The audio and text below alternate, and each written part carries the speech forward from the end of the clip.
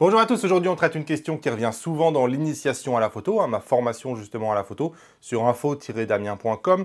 Donc je vous ai pris par exemple un exemple. Mon gros point d'interrogation est toujours de savoir à quelle ouverture prendre une photo.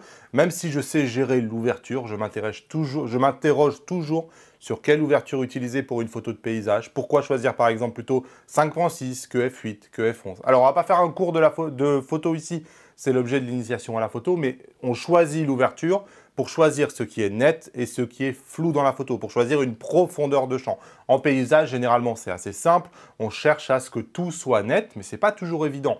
Alors évidemment, tout ça, ça dépend de la taille de votre capteur, ça dépend de la focale, mais enfin, pour moi, il y a un principe général, c'est que on ne sait pas.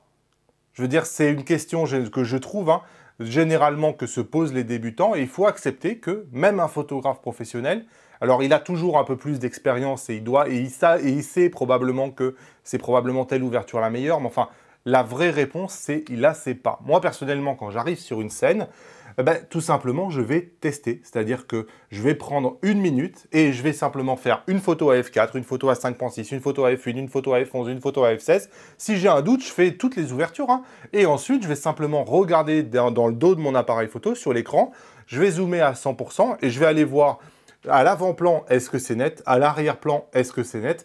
Et je vais rapidement savoir à quelle ouverture, avec cette focale-là, je vais devoir travailler. Et tout de suite, je vais avoir ma réponse. Et je ne vais pas avoir une réponse peut-être que, j'imagine que, je vais avoir une réponse fiable où je sais que lorsque je vais revenir à la maison, j'aurai eu les bonnes photos parce que sur le terrain, j'aurais pris une minute pour choisir quelle était la bonne ouverture. Et c'est souvent tout simplement, c'est vraiment un conseil qui est ultra bête et qui paraît vraiment trivial, mais enfin, c'est vraiment pour moi le meilleur des conseils. C'est prenez 30 secondes, une minute pour tout simplement tester les ouvertures et regarder si telle ouverture convient mieux qu'une autre. Le but, c'est de voir si le premier plan est net et l'arrière-plan est net.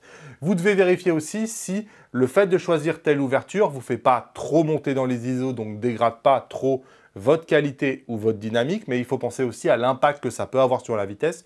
En photographie de paysage, on est sujet au vent, et qui dit vent dit des branches qui bougent. Si votre vitesse est tombée trop basse et qu'il y a des vents qui bougent, qu'il y a des herbes qui bougent, vous allez avoir une photo avec pas mal de flou.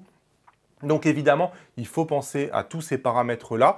Mais sinon, pour choisir l'ouverture, le plus simple, c'est en photo de paysage, on est souvent à f8 ou f11.